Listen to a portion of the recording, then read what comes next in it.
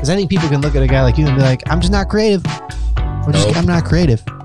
And I think that people think that it's some kind of unattainable, magical muse shows up at 10:30 at night and does that. And it happens. And it's exciting, but it's the result of what? It's an understanding about just simple reality. Like a lot of people put a lot of ornaments on top of the idea of being creative as a career or a job. It's not something that just happens. Like, you know, yes, people will see me up on stage somewhere. What you're not seeing is that when I was in high school, I wasn't the guy out, you know, I mean, I had friends, I wasn't a loner, but like I was the guy who, nope, guys, can't make it. Sorry, got to practice 6 hours every night. Then all of a sudden, unexpectedly, my hands would start doing something else faster. I could crack through these levels. Best piece of advice I ever read in a book was Stephen King's book called On Writing. The advice that I saw was the same as in music, where he said, amateurs talk about inspiration. Professionals put butt in seat. That means you show up every day, punch the clock, sit down, open the laptop, confront the blank page, and start working. This show is produced at Podcast Carry, a professional studio making podcasting simple and fun. Located in Vibe Co-working in Cary, North Carolina. Want to start a podcast to create great content for your business and establish yourself as a thought leader in your city? Go to podcastcarry.com. Connect with your audience. Grow your brand.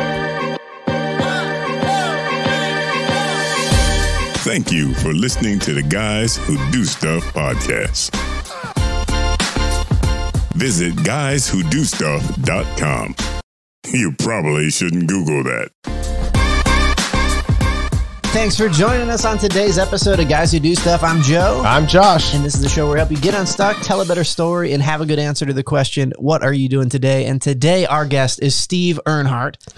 Thank you for joining us. Thanks for having me, Joe. I'm excited to talk to you. Steve is a creative entrepreneur and just a prolific doer of stuff.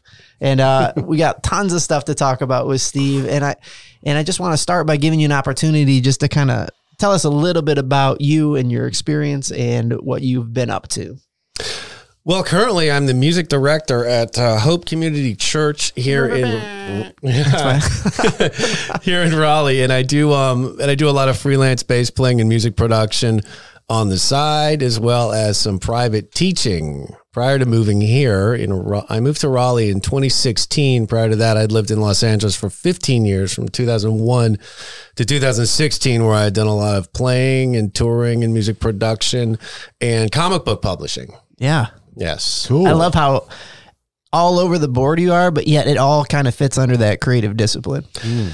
Yeah, I mean, one thing a lot of this stuff is kind of interconnected. This second graphic novel I put out, it was called Dead Zepp. It was sort of a sci-fi noir about a rock star who had been murdered, but who was somehow still out on tour.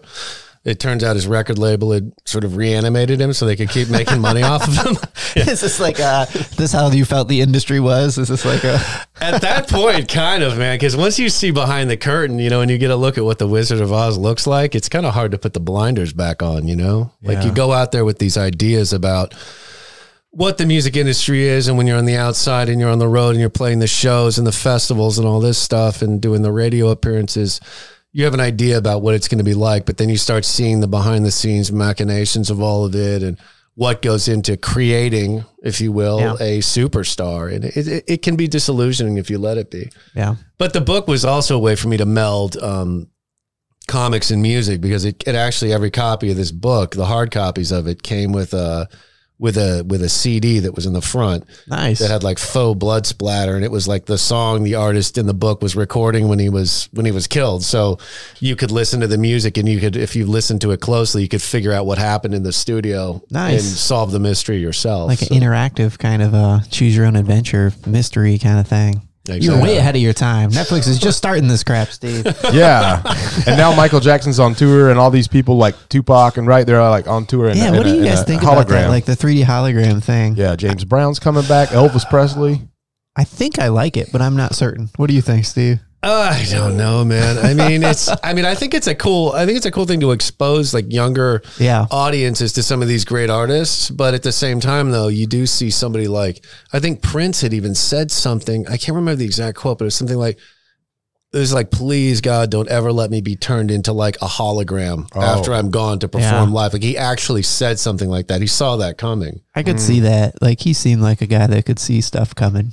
Well, he was. He was one of the first people to kind of go online and sell direct to his audience from a website. I remember an early interview with him on Letterman, and he was just basically just shattering other people. Like he's like, how have you been successful? And he was like, well, here's how I do it. And he was talking about how he records it. He owns the rights. And he's like, here's how other people do it. And it just made it look like other people were just making very poor life decisions. It does, because once you do sign those things, in a lot of cases, like you sign your life away, it's just, he really had it figured out. He also had the interactive piece figured out too. He did a record called, it was called The Gold Experience. It's kind of hard to find. A lot of people call it the spiritual successor to Purple Rain. It was his most guitar rock sort of straight ahead record after that. And this album, in between a lot of the songs, there were sort of these little vignettes of somebody typing on a keyboard, welcome to the love experience. And it would go in, and it was sort of this, it was meant to evoke a virtual reality type experience. And this was in, gosh, I think this record came out early 90s, I think. If I'm not mistaken, but it's just, it's wild. So kind of rewinding back to you out in California, what was going on in your life what was the decision-making factor? What were the ingredients going on that made you think, I want to pursue a life of being a creative? Well, I don't think that, it didn't necessarily sort of occur to me. It was just, as long as I can remember, even when I was a little kid, I would be doing impressions at dinner tables. Like I was obsessed with doing. Can you do impressions? Oh yeah, Inspector Clouseau. I would do him. Like your fun is. I'm here that you're fun. You're what, sir? You're fun. I'm not here for fun. Not fun. You're fun. So it's just like I was obsessed with just entertaining people and getting a reaction out of them. I always was. And then I started doing acting when I was really young, and I was doing. I ended up in a couple of commercials. In Indianapolis. So with these small, Indianapolis agency kind of things. And then I found music, and that was sort of a way for me to play my way, I guess, out of Indiana, because I had bigger things that I wanted to do. And when I picked up a bass, I fell in love with it, and I started practicing it like 4 hours a day at least, because both my parents were classical violinists in the Indianapolis Symphony Orchestra. So they were like, listen, if you're serious about this, you're starting late. I didn't start until I was like 16 years old or 15 years old, I think. And they were like, you need to practice 4 to 6 hours a day, minimum. That's what it's going to take. So I was like, okay. So I started practicing every day after school. I would come home every day. And, you get better really a lot faster at that age, like for whatever it is you're doing. And I got a scholarship to Berkeley that was, which was pretty rare at that point in time, because if I didn't get a scholarship, I was going to go to a state school. Wait, did you get a basketball scholarship? Because you're pretty tall. No, man. If you see me on the basketball court, you wouldn't be asking me that. No, man. I don't have that. I don't have the sports. And Berkeley doesn't have a basketball team. I'm right. No. So you got a scholarship for bass guitar? Like that's a specific thing? Okay. That's awesome. Yeah. Well, it's called a talent scholarship, and I think that they kind of give it for sort of any instrument. Sure. They have a bass scholarship now. It's a memorial scholarship for it's called the Wes Waymiller Memorial Scholarship. Wes was a bassist. He was the hot bass player when I got to Berkeley. He was the dude at the school. The guy was just ridiculously good. Sweetheart of a guy too. Yeah. And he graduated Berkeley, and he ended up touring with his big gig he got in LA was Duran Duran. He was out with them for a little while. Oh, cool. And before the Taylors came back in. So Wes was part of that band that sort of took over. And I think it was just Simon and Nick Rhodes. And then a couple of, and Warren Cucurullo was playing guitar. And then Wes and a guy named Joe Travers from Berkeley was playing drums.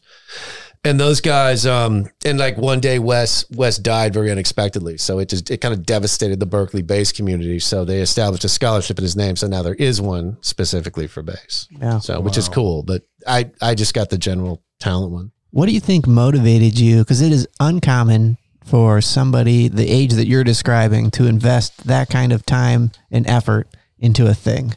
and to be like, I'm going to practice 4 hours a day, or I'm going to do anything for 4 hours a day. What do you think was driving you? You said like, I wanted to play my way out of Indiana. Was it just that, or was it something else? Well, I just remember sensing that like the life that I had at home was a little bit different. You know, like when I would go with my parents to like the rehearsals and I would hear this amazing music with this symphony in these halls, and you know, they had gigs a lot of the time on holidays, or they would be in studios, and it wasn't weird to like go to a studio and hang out with them. And it wasn't weird to like go hang out backstage at Symphony Hall, and the parties they had, there were always these interesting characters there. Right. You know what I mean? And I just remember thinking, I do agree that musicians are some really interesting characters. Yeah. They're kind of quirky, you know, they're sort of like these misfits. I always sort of found, you know, they kind of they're like those mutants that Hunter S. Thompson always talked about, you know, like not fit for mass production. Said something like that. A lot of them were like that. They were just really like, there's one guy, Gino was his name, and he was a violinist, but like he was almost a shortstop on the Pittsburgh Pirates. So it's like you get these strange, it is, yeah, you get like these weird stories. You know, I love that. Like, I'm going to be a shortstop for the Pirates. If that doesn't work out, violin. That's my plan. That's what I mean. It's so strange. You know, it's just such a strange thing. But but that's what it was. And I just sort of always felt this pull towards it. When I heard music, like it just sort of, when I heard jazz for the first time, like rock music was cool. I dug all that. But when I heard like jazz, like fusion stuff, the bass playing of like Jaco Pastorius, Weather Report, stuff like that, the funk of like James Brown and the Motown, the James Jamerson bass line, something grabbed me inside and just, it made me just think like, I want to do this. Like I need to do this. And there's something about that interactive element that happens when you're performing live, that trade-off between people that's just, I really feed off of that spiritually. So it's a really cool thing to be a part of. In those early days, the Berklee days, or even before, were there any kind of key lessons that you picked up from mentors in your life that were foundational for you? Yeah. In high school, I was really fortunate. I had a teacher in 7th and 8th grade named Sandy Butts, B-U-T-Z. Yes. This is B. She was... That's the worst. If you're a teacher and your last name is literally Butts. And you get the first name Sandy. Yeah. Oh, really? I didn't even put that together. Sandy Butts. Oh, my gosh. That's even more tragic. She teaches oceanology. And we love you, Sandy. But there was her and then the choir teacher, Miss Patchen. And Miss Patchen had perfect pitch. And the two of them, I had this class every day. It was called Music Careers. And so when every school day at the end of the day. You said high school? High school. There was a music career class? I went to one of these giant Indianapolis powerhouse high schools. Really? My graduating class was like 750 or something. It was insane. So I went to a very poor school in rural Michigan, and they canceled our music program. Oh. They still did band. It was all right, but it's totally different. We didn't have no, I didn't play in band. My wife did. Oh. My daughter's currently in marching band, and she is really digging it. Excellent. Yeah. Well, that's a great, that stuff is great experiences for people. There was a kid from the marching band in my high school who actually went to Berklee the year after me. Yeah. But, yeah, he washed out after, I think it was the semester. That program was savage, man. When I was there, it had the highest dropout rate in the nation. I mean, that program was a buzzsaw. I mean, if you got through that first year, that was one thing. But year two, like, whoo, that was just practice or get out. Wow. It was crazy. But anyway, but this class was called Music Careers. It ran for 2 periods. So it was 7th and 8th period of the day. So it closed out the day. I'd have 2 full hours. And we had this giant room where we could set up and like record live instruments and live drums. And there were computers set up around the room, and it would teach you music harmony and theory. Okay. And you would take tests on that. And then you would have practice time. And then upstairs, there was an isolation room with a vocal booth, unlike where we're sitting right now, and a tracking room over here with an 8-track reel-to-reel. And we would go in there and we would learn how to record. We learn how to mic drums. We would learn how to record a bass, record a guitar, use distortion, use effects. It was really cool. That's awesome. Record vocals. And it's really kind of funny, actually, because last weekend, on Sunday, I went over to the DPAC to see Harry Connick Jr.'s show. Yeah, the Cole Porter show. They were demoing it here and working out the kinks on it. And I got tickets because a friend of mine from that class, who was a year behind me, this guy Josh, he was mixing it. He's the sound guy. Wow. And Josh was in that class with me. He was like this young dude, and he was he played bass as well, but he was one of these guys where he was able to sit down at that mixing board and it all sort of made sense to him. It was wild. Like we would sit there and we would record ourselves playing a rock song and we would sit there and mix it and, you know, oh, let's turn this knob and this and that. And it would sound like crap. And then Josh would just walk in, sit down, and That's 5 crazy. minutes later, it would sound amazing. I We're think like, there's what a- are you doing? What do you think? This is what I believe about that stuff. Wild. I believe that like most people think that mixing sound is a process and it's a knowledge game, but I think it's an art form. Oh, yeah. I think it has to be, because how do you else do you explain that? Like you can have a crappy mix and then somebody that knows what they're doing sits down and all of a sudden it's great. Yeah. And it's not expertise. I just can't think that it's just expertise. Well, that's what's weird about it. He had no idea what he was doing. I mean, we're talking about It's a gut. It's like his 17-year-old. gut. Yeah. This is a 17-year-old kid, and he with no knowledge of any of this, and just he was sort of just able to hear it. Right. He was able to hear the whole thing and how these different frequencies interacted with each other. I think that's the thing. Wild. Like I think that with graphic design too, like either you have an eye or you don't. Like you can't just teach it as a process. Like it's there or it's not. That's true. You know, it's funny. I've always thought that too, like about the creative stuff. Like I do believe you can develop to a Absolutely. certain point. You really can. I agree. But to really hit that high A plus level, that good to great jump, you know, that they always talk about, that it takes something innate. I've always found that, man. I think it has to be. Yeah, I think you can take a 7 to a 10, but you can't take like a 2 to a 10. I just don't think I don't think it's there. Nope. Because I think you're right. It's innate. I think it's innate. I think it's passion. I think it's a combination of innate gifting, which is also usually tied to passion. And if they're not, because you're not going to invest the time in something if you don't love it. Oh yeah. And it takes time to get that mastery level stuff down. Yeah. Oh, you know what? And anyway, just back to your point about mentors. But Sandy was amazing, and so was Miss Patchen, because they basically, most of the time when you tell somebody like, oh, hey, I want to be a musician, a guidance counselor is going to be like, no. You're not going to do that. Here's what you want to do. Here's what your test scores indicate. But Passion and Miss Patchen and Miss Blitz were like, okay, go full bore. Here's what you need to do. We need to work on theory. We need to do this. Right. We need to do that. And it was like, when I got to Berkeley, like thanks to them, like all thanks to them and their guidance, I sat down, I took my entrance exam, I tested out of first year theory completely. I was in second year theory when I got there. I was in second year ear training. So none of this stuff that the usual freshman had to do, I was able to leap over that. You know, I mean, there were, don't get it twisted. This isn't like a huge deal. There was a guy I used to play piano with who placed out of literally everything. So he walked in and tested out of everything that was for like the first 3 years. They just hand him a diploma. Well, here you go. Dude, there are some guys like Pat Metheny, when he auditioned for that, when he auditioned for Berkeley, to get in, they offered him a teaching position in this audition, apparently. So some guys it's not that big of a deal, but they were the ones, and it also proved to me like, oh, okay, they were right. You know, like this process was right. Devote X amount of time to theory every week. Devote X amount of time to the mechanics of your hands. Devote X amount of time to tone. Devote X amount of time to creativity, you know, and you'd break up your practice routine in a very systematic way, because that's what they would do in school. They gave you a process to follow. Totally. And it served me really well. It was great. Then the other mentor would have been at Berkeley would be Danny Morris. He was a phenomenal bass instructor. What was great about him was Berkeley was a really heavy, it's a really heavy jazz program, which doesn't have a lot of application as far as money making in the real world. It doesn't. I mean, unless you're Herbie Hancock and you're playing the D-Pack, you know what I mean? Like I learned that pretty early on.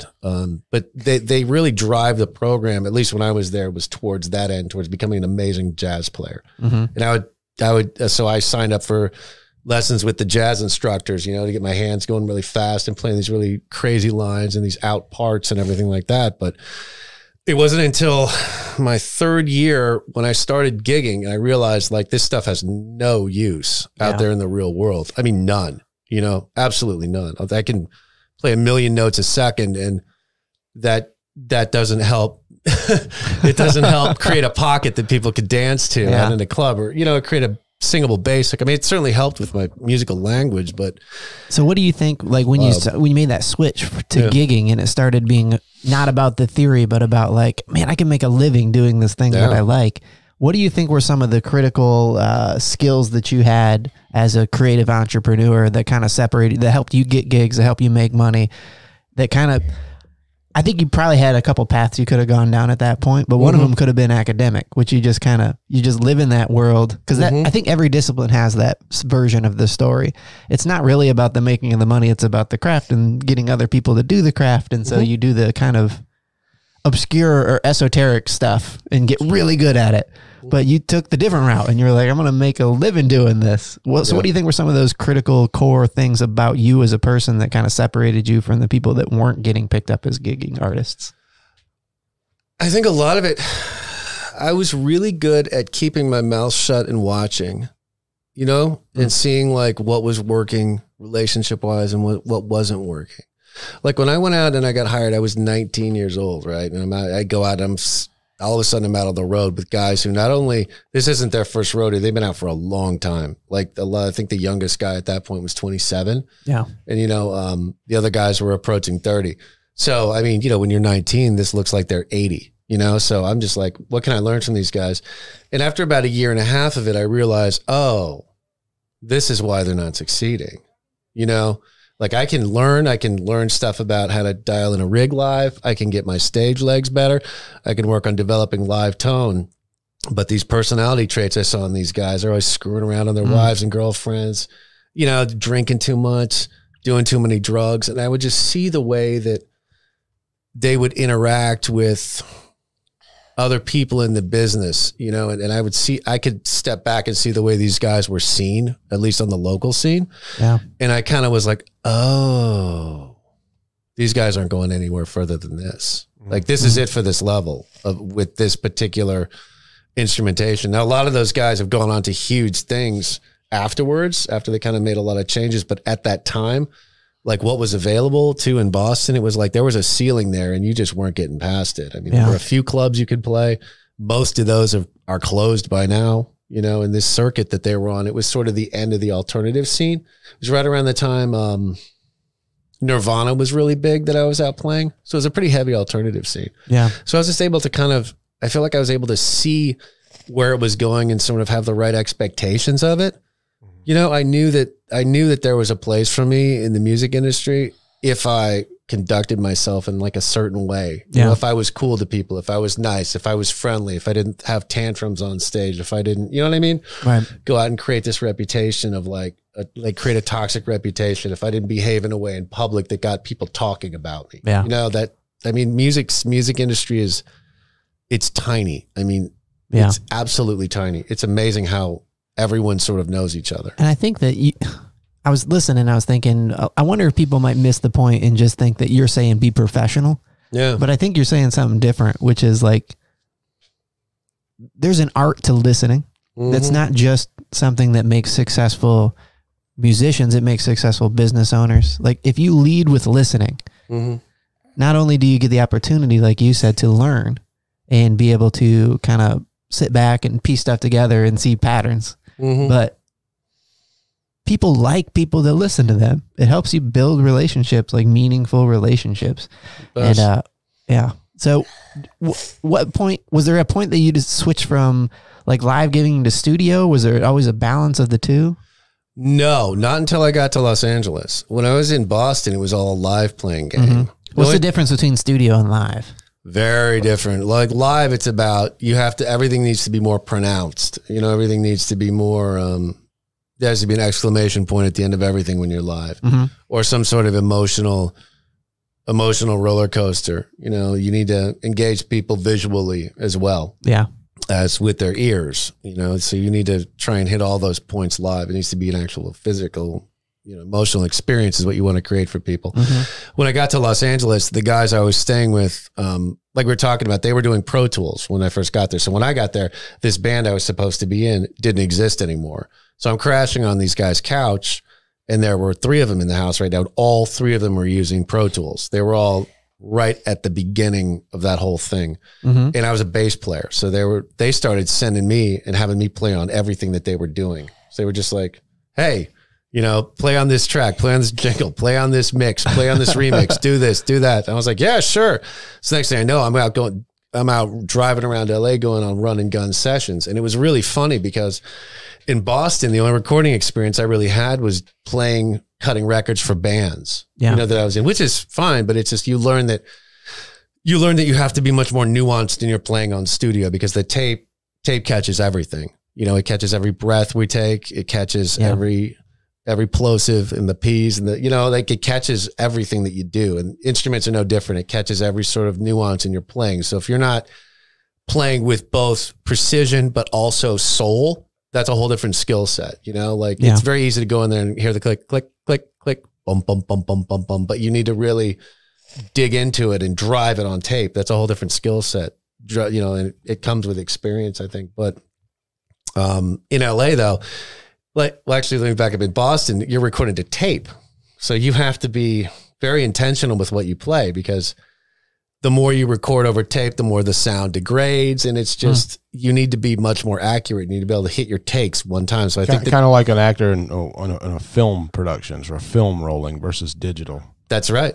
Yeah. That's a perfect analogy, because once I got out to LA, it didn't matter. I would just go in and I would play through 3 or 4 passes. They'd be like, hey, can you play one busier? Sure. Bunch more notes. You know, and then here, play one with a bunch of fills. Sure. You know, and then play one really simple. Okay. Boom, boom, boom.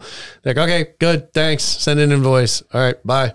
And I'd be there, you know, and I'd be there. You had to stop charging an hourly rate. You had to start charging by the track, you know, because like I was there right when that shifted. So those guys were really instrumental in kind of getting me out there and hustling and just meeting the different producers, because it was so easy to do it at that point. Like, and I wasn't going into recording studios. Like, that's what was funny to me.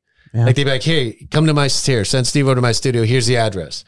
And then I would go and it would just be like some house. And I'm like, am I at the right place? You know, what's going on here? You know, knock on the door. Oh yeah, come on in. Here we go. Here's my studio. And it's just like a laptop sitting on a desk in the living room. Yeah. It's wild, man. A dog running around, but it didn't matter. Yeah. You know, you didn't need isolation. You could just track whatever you wanted. Yeah. It's wild, man. Yeah. It kind of like made it so that everybody could compete without the big studio. Like it's kind of like what happened with just computers in general. Like after the like factorization, like you had to have a factory to compete. And then all of a sudden you got a laptop, you got that walk-in factory. You're like, I can do stuff. And it just changed the game for a lot of people. Well, it was interesting. Yeah, it was wild, man, because I remember in, right around that time, a friend of mine he worked in the accounting department at Sony, and this guy said that him and his boss, they would go up to these boardroom meetings and they would talk about, this is right around the time the music industry crashed in the mid 2000s. And these guys said they would go up into these offices in these boardroom meetings. They would be waving these spreadsheets of their returns around and just being like, when Napster had hit and everybody was just stealing music, you know, and it didn't really matter. And they were like, we need to pivot now. And he would say to the guys at the table, like, nah, we just need to ship more units. And they were like, dude, they're like, units don't exist. Like the day that this stuff became tradable as a digital file, as ones and zeros, this ended. You just don't know it yet. It's catching up now, but it ended on that day. You know? So, and it, you know, and obviously iTunes, Apple had them by the throat. That was why they were able to negotiate these flat rates that they were able to do at the very beginning of this, because Apple was like, okay, we can stop the bleed for you. Yeah. Sign here. Did that have anything to do with you adding the discipline of like becoming, getting involved in comics? It did. Comics. I had been reading comics my whole life. I love comics. Yeah. I love comic books, man. I always had. And I had read a book. I was reading a title called 100 Bullets, and I was reading a lot of books too at the time, but they had a story arc called The Counterfeit Detective. It was about this kind of detective guy who wakes up with amnesia, has no idea who he is, and his head's wrapped in bandages. His name's Milo Garrett. And I'm like, that's awesome. So I read this story arc and I loved it. And I was like, and I always had this like journal type thing that I kept, and I would draw comic characters, and I'd always loved Blade Runner. So I was like, why don't I just do a sci-fi noir? And it was the time that like a lot of independent publishers were kind of coming out with their own stuff. Mm-hmm. So around like Dark Horse was one of those. That's right. There was Dark Horse, Image. I mean, there were a lot of them too. Like all the majors had like sort of a sub imprint. Like DC had Vertigo. Yeah. At the time, that's what 100 Bullets was on. They had one called Wildstorm that was a little bit more of an adult themed like superhero universe. They had stuff like The Authority, and I think they had Wildcats on that too. Anyway, but there was a lot of that stuff going around, and there were all these writers that were doing a style of comics that I didn't think you could do. You know what I mean? Like crime noir. Oh, You can do that in a comic book. And I just remember thinking to myself, I was out in LA. I'd been out there for a little while and I'd been making some money playing music, but it was like, I kind of saw the writing on the wall. I'm like, this isn't what it was. You know, like when I first got there, something else that had happened when I first moved in there, one of the guys living in the house, I'm not going to name him, but all our friends know him as the mogul just because he was crazy and like acted like a record industry mogul everywhere we went. I mean, we can get into this if you want, but he was the one who, this guy, he hooked me up with a gentleman named Barry Squire. Now, Barry's a contractor. Basically, his thing was, and I might have this a little bit wrong, but I know Barry did A&R at Columbia Records for years, and he had come up touring through Steely Dan before he ended up at the desk. And his big thing was when Alanis Morissette came out, they were trying to assemble a band for her for the road. So Barry's like, oh, I'll find you some guys. So he went out and he put together this band for Alanis Morissette. Well, this band became like the A standard for like what a touring band should look like. Bunch of really cool looking dudes who were amazing players. They had like Taylor Hawkins, who's in the Foo Fighters now. He was in that band. Chris Chaney, who plays bass with, that was the bassist. He plays with Jane's Addiction now. Okay. Got him Yogi Lonich, played guitar. He played with like Chris Cornell, the Wallflowers. I haven't played with him in a couple of gigs, jazz gigs I did in Beverly Hills. Amazing player, great guy. But so Barry started getting all these calls like, oh, hey, I've got an artist. Can you put together a band like the one Alanis had? So he became the go-to guy for that, you know, over the years leading up to when I got there. And this guy, Mark, had sent me on, he had just given Barry my number and also my phone started ringing. So I started going on these auditions for Barry and I would get, you know, these opportunities to go play on a 2 or 3 week tour or play on a showcase here or, you know, cover some rehearsals here and just kind of meet all the LA musicians. And it was really cool to be able to do that. But what I noticed was when I first got to LA, one of the auditions I went on was for a band called Abandoned Pools, right? And this was, it was a guy named Tommy, I think his name was. And he was the, you guys remember a band called the Eels in the 90s? They had a hit called Novocaine. It was like a big alt hit in the 90s. I think it was called, yeah, it's called Novocaine. And the other guy in the band had started his own band, Abandoned Pools, after the Eels had split up and he was looking for people. And I went in and auditioned for him. And I knew that I nailed it. I knew I had that gig. And it was one of those things where you just knew it. And this thing paid $10,000 a week. Crazy money. And it was for like a tour of Japan opening up for Lenny Kravitz. It was a dope gig. And I got the call from Barry a couple days later because I knew it. Like I vibed with the guys. Like everything was perfect. And they were like, oh, the original bass player decided to come back. They were going to hire you. And I was like, But that's what happens. I can tell you some comic book development stories that would be like, But they, but all of a sudden, like after that, I started noticing that like the rates were kind of ticking down. You know what I mean? And all of a sudden, these weekly retainer rates that you would hear about were going down to like $400-500 a week. I mean, crazy low money. It was weird.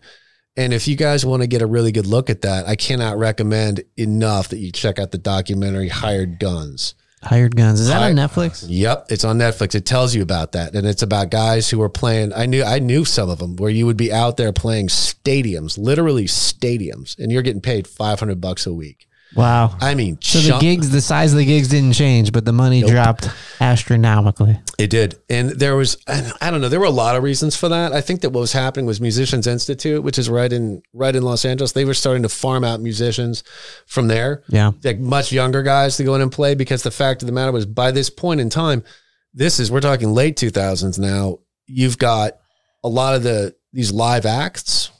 I mean, they're running tracks, you know, so it's like, you don't really have to be able to play that. You don't have to be like a heavyweight player. You have to be functional. Sure. You have to look cool when you play, but like, does it really matter? Like if you miss a chord, there's five other tracks of guitar playing to fill it out. The sound guys got you down anyways. You know? Yeah. Right. So you know what it's like? It's like if you ever been to a wedding, right? You go to a wedding and the band is playing and the band takes a break and the DJ comes on and it sounds dope. It sounds banging. And then all of a sudden the DJ goes off, the band comes back on and it's like, wah, wah. Like the sound isn't as full. Like that's what you're competing with. So it's, I think that might've been part of it, but it crashed. And I started thinking to myself like, okay, I can do this.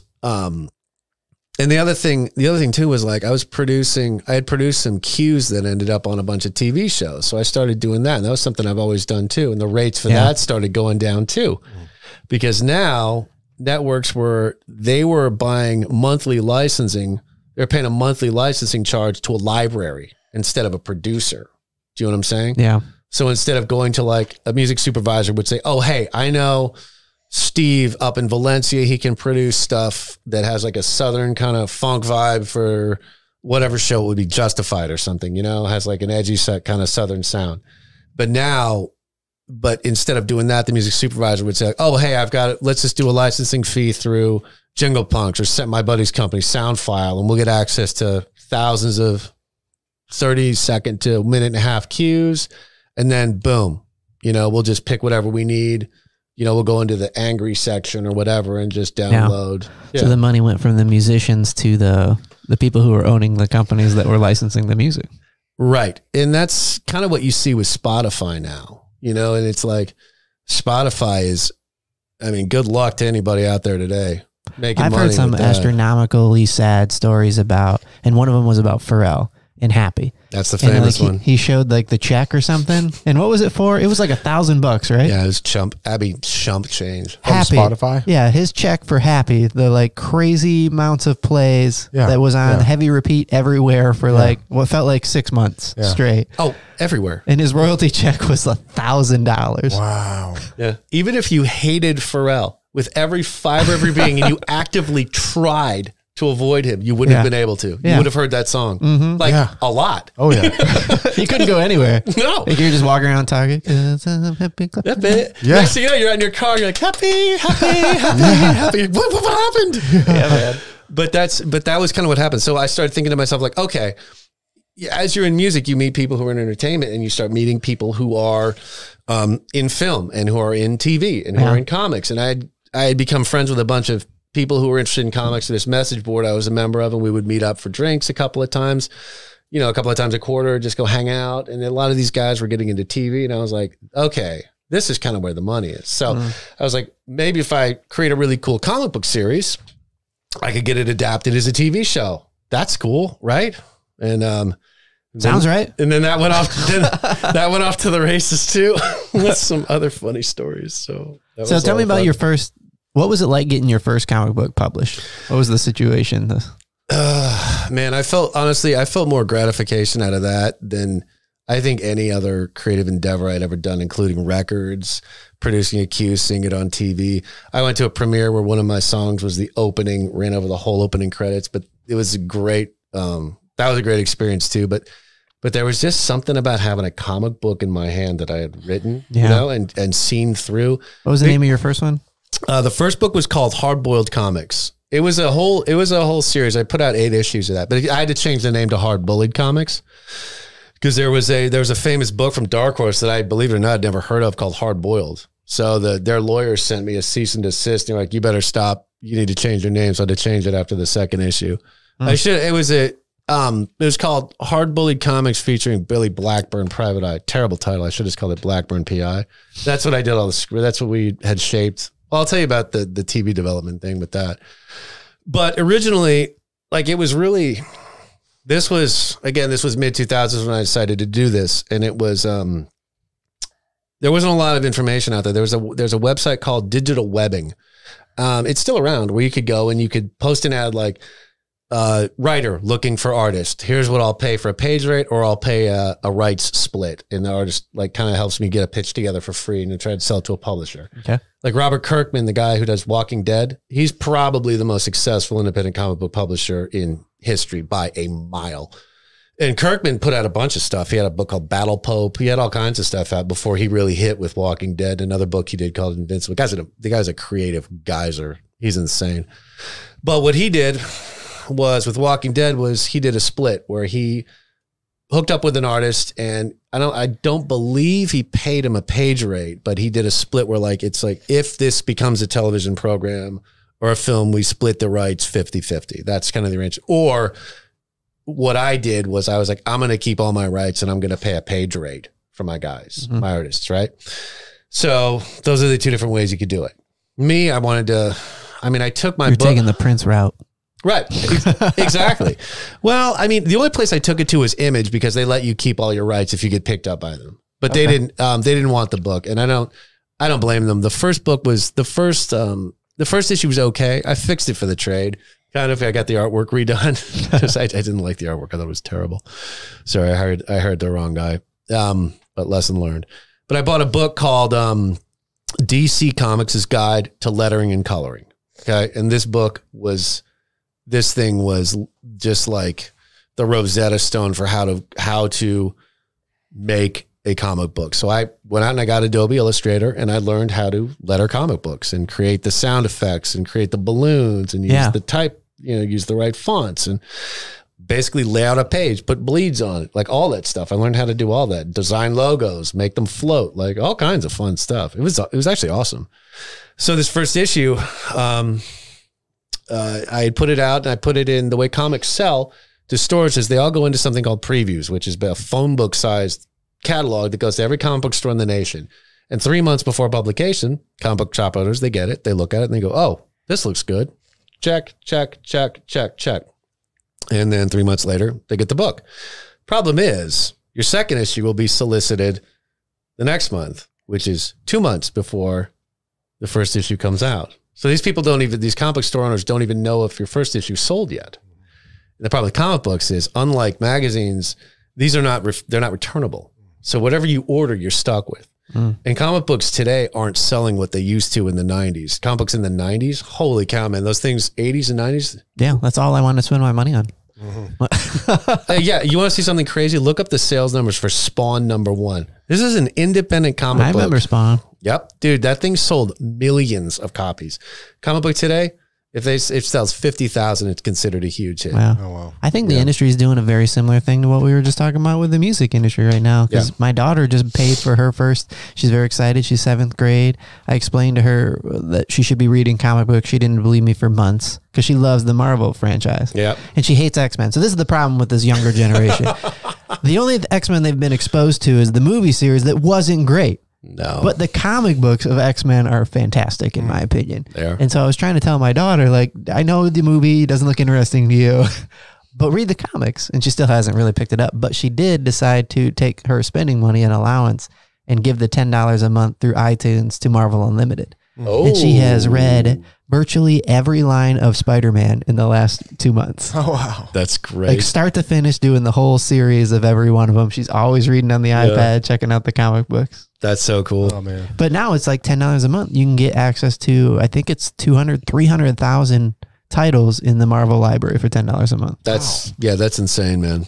Yeah, I remember when that came out, Marvel Unlimited, it was like Spotify or Apple Music, same kind of thing. That was an interesting journey to digital when that happened to comics. Yeah. Because then they became tradable. Movies are going to get their turn over the barrel next, man, because it's already there. You can go online right now and just download anything that's in theaters. It's insane. Yeah. People with those Kindle, the Fire Sticks, it's crazy. So it's going to be interesting to see how it all plays out. But with comics, there wasn't a digital component to it when I first started. What was interesting was that but when this comic book came out, like it sold pretty well for an independent comic book. I think I moved like 550 copies of the first issue, and which is for an independent, that's really good. I had marketed this thing like crazy. My wife and I got in our car before I had kids, and we drove all the way up to San Francisco and hit every comic book shop we could, back down to LA, dropping off preview copies. Please order my book. Order my book. Here's the order code. I printed postcards and I sent them to every shop in the whole country. Yeah. And just said, here's a preview. Order my book. Please order my book. And it really paid off. That hustle.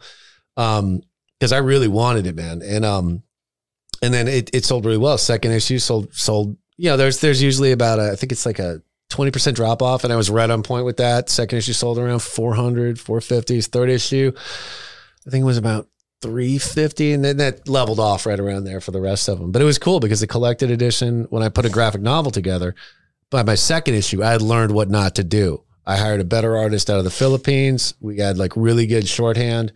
I loved this guy, and I had him redraw the first issue for the trade paperback for the graphic novel edition, the collected one. I got that book into Barnes and Noble, so it was being sold in there. I got to see it in a Barnes and Noble store. I freaked out, man. Wow. How do you link up with the graphic artists in the Philippines at that time? There not being so much internet activity. How did you? Digital webbing. It was digital webbing. I put up an ad and I said, I need an artist. You know, I need to find somebody. And this guy, Rudolph Montemare, he responded to my ad with a page rate, and I was like, done. Cool. So the guy I'd used before, his name, I don't want to say his name, but he was in India. He was based out of India. He was a good artist. He just wasn't right for what I was trying to do. Right, like Rudolph had more of a cartoony, like noir vibe to him. He was killer, man. Right on. And actually, oh my gosh, I totally forgot about this. That's not entirely accurate. Before I got Rudolph, I had found another guy in Argentina whose name was Ulysses Carpenter. And Ulysses is amazing. He is amazing. Probably one of the coolest noir artists I've ever seen. But that dude works at like a snail's rate. So I think he's faster now, but like I had hired him to do the second issue and he was so slow that I was like, all right, look, just finish it. I'll put that out as a variant. You're not doing any more books. Yeah. A variant is like what I did to incentivize sales for the second issue is I said, for every store that orders 20 copies of Hard Bullied #2, I'll give you 1 copy of my Black is Noir variant, I called it. And it had totally different artwork, a different cover, different everything. So that incentivized people to order more, you know? Cool. And yeah, so it was off to the races from there. And then I did the conventions, and that's where you meet the agents. And then that's when things kind of move into television space and all that. And stuff kind of starts developing. So when did you decide to start just doing written word stuff? I've always been a reader, and it kind of got to the point where like I love writing and everything like that, but comic book overhead kind of became an issue. And I'm like, I didn't want to use free art and split rights. And it became a matter of, do I want to keep sinking $100 a page into this stuff? Because comic books, like independent comics, shops have stopped ordering a lot of them.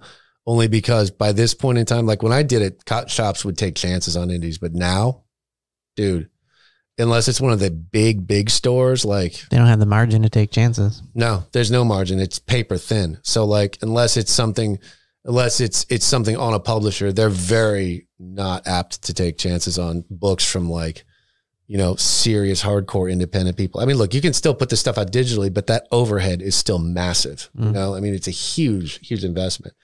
And it was really strange because when we were leaving Los Angeles, and this is really weird, I had always wanted to write a book before we'd moved here. And I woke up one night, like around 10 o'clock, and I wrote 3 words on it: Bad Moon Ride, right? Bad Moon Ride. And I sat down in a whole outline for an entire book, just boom, was out. It literally wrote itself.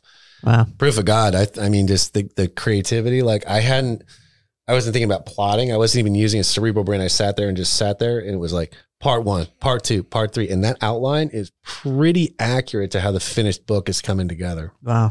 It was weird, man. It was really weird. And as I sat down and I wrote these things, like the story is just kind of unspooling itself. That's one of the things I wanted to actually ask you about. You just kind of, the way that just kind of happened. I have a theory, and I think a lot of people share the theory that those moments those muse type moments are actually a result of effort and discipline. 100%. And I don't believe that you can be creative on demand without having a process to become a creative person. Yep. So my question for you is like, what do you think is the ingredients that you have been pouring into your life, the habits, the disciplines, maybe the daily rituals that have made it so that you can, because I think people can look at a guy like you and be like, I'm just not creative. I'm not creative. And I think that people think that it's some kind of unattainable, magical muse shows up at 10:30 at night and does that. And it happens and it's exciting, but it's the result of what? It's an understanding about just simple reality. Like a lot of people put a lot of ornaments on top of the idea of being creative as a career or a job. It's not something that just happens. Like, you know, yes, people will see me up on stage somewhere. If I played the Tin Roof on Saturday night and it was this great show with Kaylin and it's packed and boy, that looks like fun. What you're not seeing is that when I was in high school, I wasn't the guy out, you know, I mean, I had friends, I wasn't a loner, but like I was the guy who, nope, guys, can't make it. Sorry, got to practice. Maybe when I'm done. Or the guy who at Berkeley, when I got done with dinner, I took my bass, I went back to my room, I took my bass, I went to the practice room, and I practiced for 6 hours every night. Because it's like, you have to have an understanding of like, and then all of a sudden, unexpectedly, my hands would start doing something else faster. I could crack through these levels.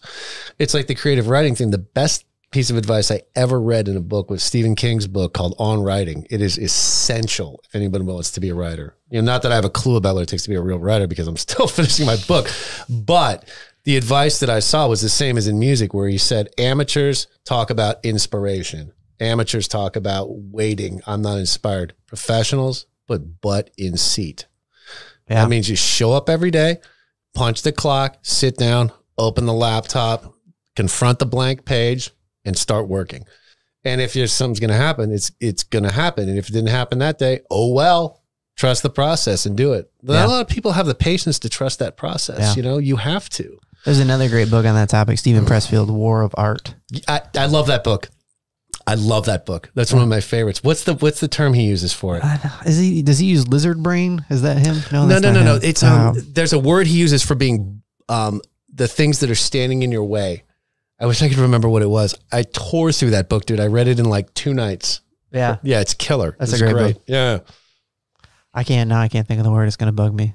Maybe I'll remember and put it in the show notes if it's bothering anybody else. Yeah. No, it's driving me nuts because it's an iconic phrase from that book that like, it's a really sort of iconic mindset piece that he has that he talks about. There's a phrasing that he uses that really resonated with me. Have you read the book, Josh? No, I haven't. I know Joe has it, and it's on my Joe can I borrow it list. It's on my list of books I'm going to steal off of Joe's bookshelf next time I go to your house. The problem with hard copies, they never come back.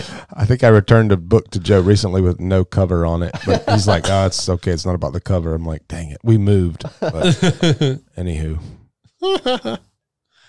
Yeah, man.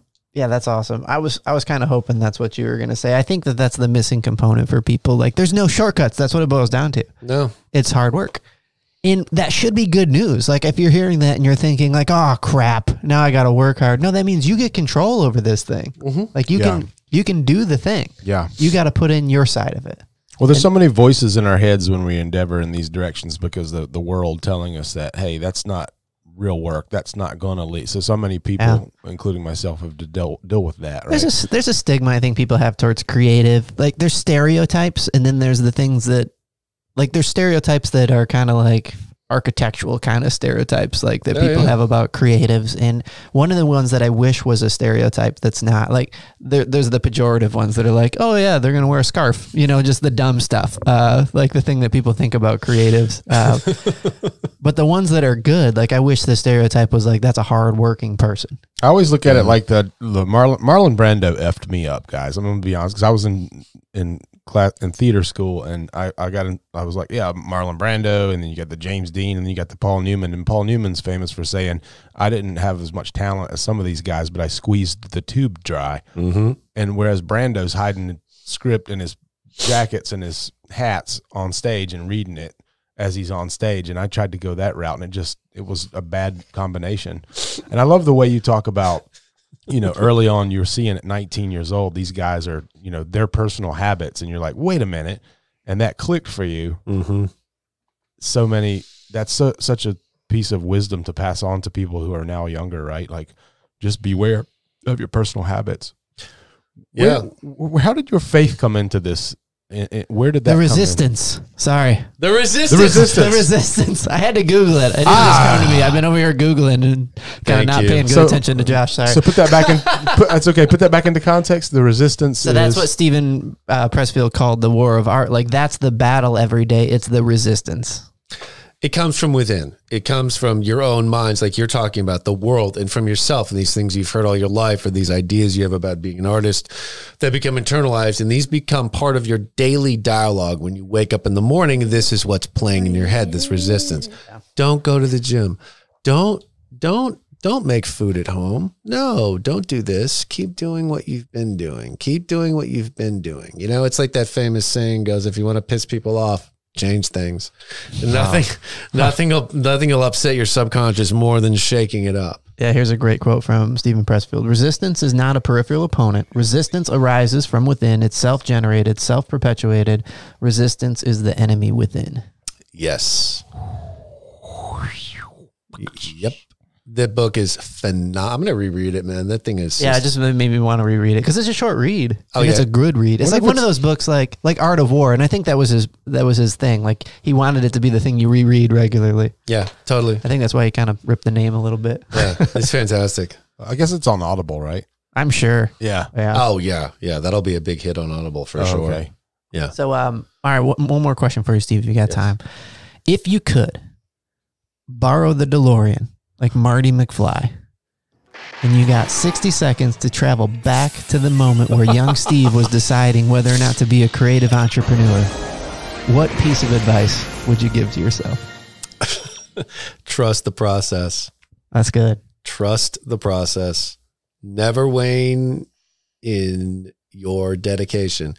Because there have been times where I've just been like, you know, oh, this is crazy. I mean, like some of this comic book development stuff, like it's fascinating to me because like I would be sitting like at the height of this stuff. My books were represented like for TV and film by William Morris Endeavor. Like I was signed to them. I'd go over there for meetings. It was crazy. And I would go out on these meetings with producers and everything like that.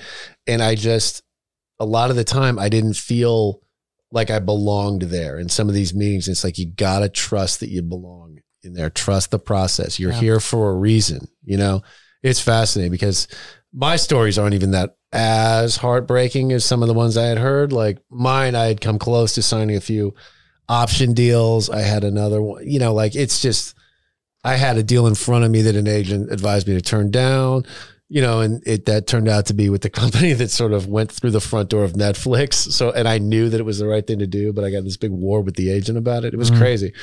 And then there was another one, you know, just where like I had an option in front of me and the agent was like, nah, don't sign it. And I should have, just because I knew I just kind of should have gotten movement in it. But at the same time, though, I had heard stories from people who had gotten things into development, shot pilots, gotten everything done. And then they went to the upfronts. Do you guys know what those are? No. That's where like, if you shoot a pilot of a TV show, the network will take all their TV shows to like New York and they'll do what are called upfronts. And they'll show advertisers, reps from advertising companies, hey, here's this pilot. Here's this pilot. Here's this pilot. Here's this one. And based on the advertiser interest in these pilots, they will, so oftentimes the networks will decide whether or not they're going to air the shows. What a terrible decision-making factor. Like, as somebody that loves TV, like, why did the advertisers get to decide the shows we watch next fall? That bums me out, but okay. I don't know if those are still happening today because stuff. Everything's changed, yeah. Oh yeah, everything's changed. But this one lady. But that explains a lot of bad TV shows. It does. It really does. Like, you think back to some network TV shows that should have never been made. Dude, still look at the network TV shows. You can tell these things are just made by committee. They're like check boxes, you know? It's ridiculous. I saw a commercial for one that's starting up. It had Colby Smothers in it. And she's a PI, and it looks interesting. That's based on a comic book. Is it now? Stumptown's a comic book by Gray. Stumptown's a comic book. Yeah, by a guy all named, the good stuff's based on comic books. Yeah. Dude, it is. Yeah. I think it's by a guy named Greg Rucka. Yeah, he's a great writer, that guy. It was a great ad for the show. It made me want to check it out. Yeah, I want to watch it too. Yeah. Stumptown, yeah. Watch Stumptown. Actually, no. Read the comic books. Support comic books. Support comics. So, when do you think this new book is going to come out that we can be looking for? I am about a third of the way through editing my first pass. I want to go through it at least one more time. So, where are we? We're ready. We're coming up on Halloween. Probably next summer it'll be up. Okay. Next summer it'll be up. That's very exciting, man. Well, I wish you all the success in the world. Thank you so much for coming on and talking with us today. It was awesome. Thanks so much for having me, you guys. Thanks, Steve. We love making this stuff for you. You can help us out by subscribing wherever you get your podcasts. Get unstuck, tell a better story, and have a good answer to the question, what are you doing today?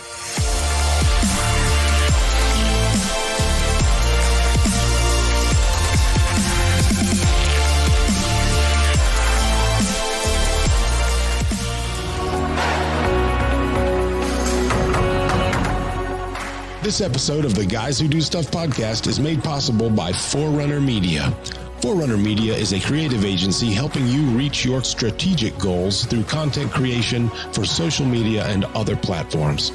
Clients include Porsche USA, BMW Motorcycles, H.H. Hunt, the North Carolina Bankers Association, The Price Company, and Link Business, just to name a few. For every handful of satisfied paying customers, Forerunner Media does a project absolutely free for organizations who are doing good for their communities. Contact Josh.Manning at forerunner.media today for more information. Forerunner Media, your content creation partner. Relevant Media Solutions believes that marketing is storytelling.